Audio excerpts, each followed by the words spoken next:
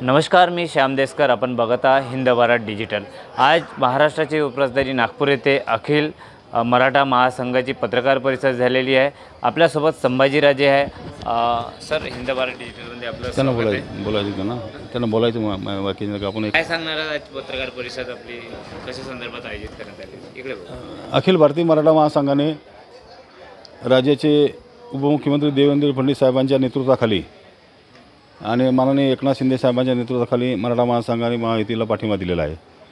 महायुतीला पाठिंबा देण्याचं कारण काय, तर गेल्या मराठा समाजासाठी जे माननीय एकनाथ शिंदे साहेब आणि देवेंद्र फडणवीस साहेबांनी जे काम आत्ता केलेलं आहे ते 2.5 वर्षाच्या काळामध्ये, आणि पुढल्या मुख्यमंत्री असताना देवेंद्र फडणवीस साहेब यांनी ते मोठं काम केलेलं आहे.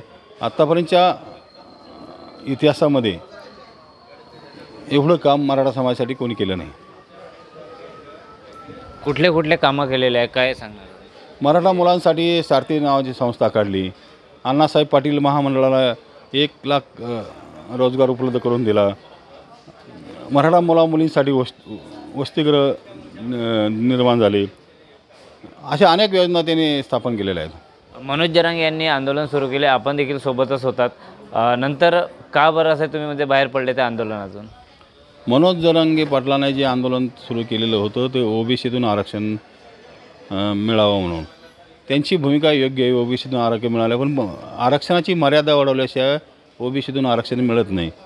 गेल्या वर्षी 25 जुलैला दिल्लीला मराठा महासंघाने आंदोलन केलेलं होतं आणि आमच्या जाट, पाटीदार, गुजर समाज देशातले सर्व नेते उपस्थित होते आणि आमची सगळ्यांची भूमिका एकच होती का दिल्लीमध्ये आरक्षणाची मर्यादा वाढवा, ते केंद्राला अधिकार आहे. त्या दरम्यानच्या काळामध्ये लोकसभेचं इलेक्शन लागलं. मनोज जरांगे पाटलांचं म्हणणं आहे की ह्या 50% आम्हाला आरक्षण दिलं पाहिजे. आता काही मराठवाड्यामध्ये कुणबी प्रमाणपत्र आता बरेच लोकांना मिळालेले आहेत, परंतु दुसऱ्या टप्प्यामध्ये जे आरक्षण घसरलं गेलं, आंदोलन घसरलं गेलं ते देवेंद्र फडणवीस साहेबांच्या नावावर.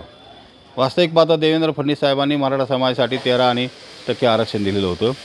ते पुढे नंतर ह्या मुख्यमंत्र्यांनी एकनाथ शिंदे साहेबांनी देवेंद्र फडणवीस सरकारने 10% आरक्षण दिलं.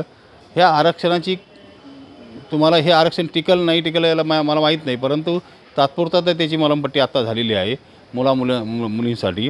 परंतु हे सगळा जो प्रकार आहे तो हा सगळा प्रकार दोष केंद्रित आणल्यामुळे जरांगे पाटलाचे आंदोलन आता शांत झालेलं दिसते.